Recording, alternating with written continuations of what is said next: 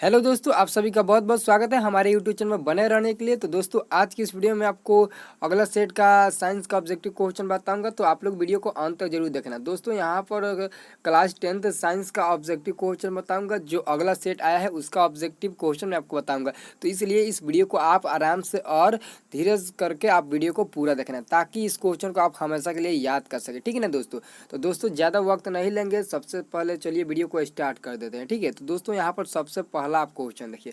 सबसे पहला क्वेश्चन आपसे क्या पूछा जा रहा है दोस्तों? यहाँ पर सबसे पहला क्वेश्चन आपसे पूछा जा रहा है कि निम्नलिखित में से उन रेखाओं को क्या कहते हैं जो स्थानों पर मिलती है जहाँ तड़ित तड़ित झंझा आती है। तड़ित झंझा आती है तो वो क्या है? आइसोब्रोंटस। आइसोब्रोंटस इसका नाम है। ऑप्शन नंबर सी आपका राइट आंसर हो जाएगा। ठीक है, याद रखना। अगला प्रश्न देखिए। अगला प्रश्न आपके एग्जाम के लिए काफ़ी इंपॉर्टेंट प्रश्न है। अगला प्रश्न है कि तापमान घटने के साथ सात्विकी वस्तु का प्रतिरोध मतलब क्या होता है? तो उसका प्रतिरोध घटता जाता है। उसका क्या होता है? प्रतिरोध घटता जाता है। इसका आंसर हो जाएगा ए नंबर। ठीक है, अगला अगला प्रश्न फ्रेंड्स देखिए। अगला क्वेश्चन आप 3 नंबर में ध्यान से पढ़िए। पोर्टलैंड सीमेंट का आविष्कार किसने किया? पोर्टलैंड सीमेंट का आविष्कार किसने किया? ठीक है, तो इसका आंसर देगा जोसेफ ऑस्पडीन। जोसेफ ऑस्पडीन इसका आंसर हो जाएगा ऑप्शन नंबर डी। ठीक है, याद रखना। अगला प्रश्न देखिए दोस्तों। अगला प्रश्न भी काफ़ी इंपॉर्टेंट प्रश्न है। ये केमिस्ट्री का इंपॉर्टेंट प्रश्न है। ठीक है, निम्नलिखित में से वह धातु कौन सी है जो पानी को अत्यधिक प्रदूषित करती है? ये दोस्तों आप कह सकते हो कि क्वेश्चन आपके एग्जाम लायक है, क्योंकि ये क्वेश्चन आपके बोर्ड में एक बार आ चुका है। ठीक है, तो इस क्वेश्चन का आप याद कर लेना कि निम्नलिखित में से कौन सी धातु है जो पानी को अत्यधिक प्रदूषित करती हो? तो वह है आर्सेनिक। आर्सेनिक आपका आंसर हो जाएगा। ठीक है, ऑप्शन नंबर बी। ठीक है, आर्सेनिक आप याद रखना। केमिस्ट्री का इंपॉर्टेंट प्रश्न है। ठीक है, अगला प्रश्न देखिए। अगला प्रश्न भी काफ़ी इंपॉर्टेंट प्रश्न है। अब अगला प्रश्न है कि यूरेनियम यूरेनियम कह रहा है क्वेश्चन 5 नंबर, यूरेनियम विखंडन की सतत सक्रिया को जारी रखने में किस कण की जरूरत होती है? तो न्यूट्रॉन, यानी कि न्यूट्रॉन कण की आवश्यकता होती है। ये तो सबको मालूम होना चाहिए। ठीक है, क्योंकि इस क्वेश्चन को आप ज़्यादा तौर पर 9th क्लास में ही पढ़ लेते हैं।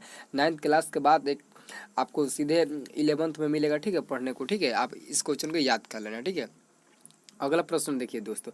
अगला प्रश्न भी आपको मैट्रिक बोर्ड में एक बार पूछ चुका है। ठीक है, कांच को गहरा नीला रंग किससे मिलता है? तो है cobalt. Cobalt oxide. Cobalt oxide. ठीक है, इसका आंसर क्या हो जाएगा दोस्तों? तो इसका आंसर हो जाएगा option number A, cobalt oxide. ठीक है, याद रखना। अगला प्रश्न देखिए दोस्तों। अगला प्रश्न भी आप ध्यान से देखिए। स्वचालित स्वचालित वाहन निर्वातक का सर्वाधिक अभिशालु धातु प्रदूषक है तो है लेड, यानी कि सीसा। Option number A. सीसा को किससे सूचित करते? पीबी, यानी कि लेड। ठीक है, इसको ही सीसा हम लोग कहते हैं। ठीक है, याद रखना। अगला प्रश्न देखिए। अगला प्रश्न है अगला प्रश्न है, ये प्रश्न आपके बोर्ड में एक बार नहीं बल्कि कई बार पूछ चुका है कि पीतल में कौन सी धातुएं होती है? तो पीतल में तांबा और जस्ता होती है। इसका आंसर क्या हो जाएगा? Option number C. ठीक है, ऑप्शन नंबर सी। और जो मैं क्वेश्चन नंबर 9 बताने जा रहा हूँ, ये भी आपके बोर्ड में क्वेश्चन पूछ चुका है। ठीक है, आपका क्वेश्चन नंबर 9 है कि प्लास्टर ऑफ पेरिस रासायनिक रूप से है। प्लास्टर ऑफ पेरिस मतलब प्लास्टर ऑफ पेरिस का रासायनिक नाम क्या है? यही क्वेश्चन पूछ रहा है। क्वेश्चन आपसे कोई भी क्वेश्चन पूछे, आप उस क्वेश्चन को ध्यान से 2 बार क्वेश्चन को पढ़ना है। यहाँ पर क्वेश्चन कह रहा है कि प्लास्टर ऑफ पेरिस पेरिस रासायनिक रूप से है। इसका मतलब यह हुआ कि प्लास्टर ऑफ पेरिस का रासायनिक नाम क्या है? ठीक है, तो आप लोग क्या इसका नाम देना? Calcium sulphate. कैल्शियम सल्फेट क्या हो जाएगा? CaSO4। ठीक, क्या हो जाएगा इसका आंसर? CaSO4। इसका जो इसको सूचित करते हैं, इसको क्या कहते हैं? CaSO4, calcium sulphate. क्या हो जाएगा इसका आंसर? हो जाएगा ऑप्शन नंबर सी। ठीक है, याद रखना। अगला प्रश्न दोस्तों देखिए। अगला प्रश्न 10 नंबर की मायोग्लोबिन में कौन सी धातु होती है? तो मायोग्लोबिन में लोहा यानी कि आयरन धातु होती है। ठीक है, इसका आंसर हो जाएगा ऑप्शन नंबर बी। ठीक है, याद रखना। अगला प्रश्न दोस्तों देखिए।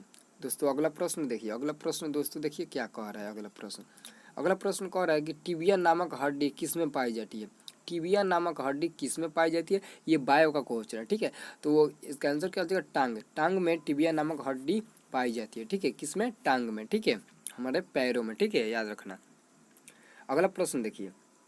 अगला प्रश्न हमारे शरीर से संबंधित है, ठीक है। कह रहा है कि मानव शरीर के किस अंग की हड्डी सबसे लंबी होती है। ये तो सबको मालूम होगा, जांघ की हड्डी जो होती है वो सबसे लंबी हड्डी कही जाती है, जांघ की हड्डी को, ठीक है। इसका आंसर हो जाएगा ऑप्शन नंबर डी, ठीक है। अगला प्रश्न दोस्तों देखिए, अगला प्रश्न 13 नंबर प्रश्न है दोस्तों कि मनुष्य के जीवन काल में कितने दांत 2 बार विकसित होते हैं। मनुष्य के जीवन काल में कितने दांत 2 बार विकसित होते हैं। ये क्वेश्चन काफ़ी इंपॉर्टेंट प्रश्न है, ठीक है। इस क्वेश्चन को आप कभी भी याद कर लेना, ठीक है। आपसे कोई भी या फिर आप भी किसी से पूछ सकते हो, ठीक है। तो इसका आंसर हो जाएगा ऑप्शन नंबर सी, क्योंकि मनुष्य के जीवन काल में 20 ऐसे दांत होते हैं जो दोबारा टूटने पर ये जाम जाते हैं, यानी कि वापस मतलब विकसित हो जाते हैं, ठीक है। यही क्वेश्चन आपसे पूछ रहा है, ठीक है। तो इसका आंसर हो जाएगा ऑप्शन नंबर सी, ठीक है। मनुष्य के जीवन काल में 20 ऐसे दांत होते हैं जो 2 बार विकसित होते हैं, ठीक है। और अगला प्रश्न है दोस्तों देखिए, 14 नंबर प्रश्न देखिए। 14 नंबर प्रश्न है दोस्तों कि मानव शरीर में पाचन का अधिकांश भाग किस अंग से संपन्न होता है। तो वो छोटी आंत से संपन्न होता है, किससे, छोटी आंत, ठीक है। इस क्वेश्चन को याद कर लेना। तो दोस्तों इस पीडीएफ क्वेश्चन का अंतिम क्वेश्चन मैं आपको बताने जा रहा हूँ, ठीक है। आप लोग ध्यान से इस वीडियो को पूरा देख लेना, ठीक है। एक बार में क्वेश्चन को याद नहीं हो पाता है तो आप 2 बार इस वीडियो को जरूर देखना, ठीक है। ये क्वेश्चन आपको हमेशा के लिए याद हो जाएगा, ठीक है। ये हमारा कॉन्फिडेंस है, क्योंकि आप लोग 2 बार इस वीडियो को देखोगे, एक बार में नहीं याद हो पाता है तो 2 बार उस क्वेश्चन को जरूर याद कर सकते हो, क्योंकि एक बार में क्वेश्चन को पढ़ लेना और एक बार में आंसर को पढ़ लेना, आपको सुनने और पढ़ने से ज़्यादा आंसर याद होता है, ठीक है। और जो भी मतलब आने वाला अगला वीडियो होगा उसमें सोशल साइंस, हिंदी होगा, संस्कृत होगा, जो भी मतलब सब्जेक्ट मिलेगा मैं आपको सबका ऑब्जेक्टिव दूंगा। बस आप धीरे से रखकर वीडियो को देखना और लाइक करना, कमेंट भी करना, और चैनल पर नए अगर आप लोग रहोगे तो चैनल को सब्सक्राइब भी कर लेना, ठीक है। तो इस क्वेश्चन के पीडीएफ का अंतिम क्वेश्चन क्या है दोस्तों, अंतिम क्वेश्चन है यहाँ पर कि मानव तंत्र में निम्नलिखित में से कौन सा एक पाचन एंजाइम नहीं है। तो वह गैस्ट्रीन है जो कि पाचन एंजाइम नहीं है, ठीक है। तो दोस्तों ये तो हो गया। अगर दोस्तों इस क्वेश्चन का पीडीएफ में डाउनलोड करना चाहते हो तो मैं आपको यहाँ पर बता चुका हूँ कि नोट में लिखा गया है, पीडीएफ में डाउनलोड करने के लिए विजिट करें www.ranjanstudy.com।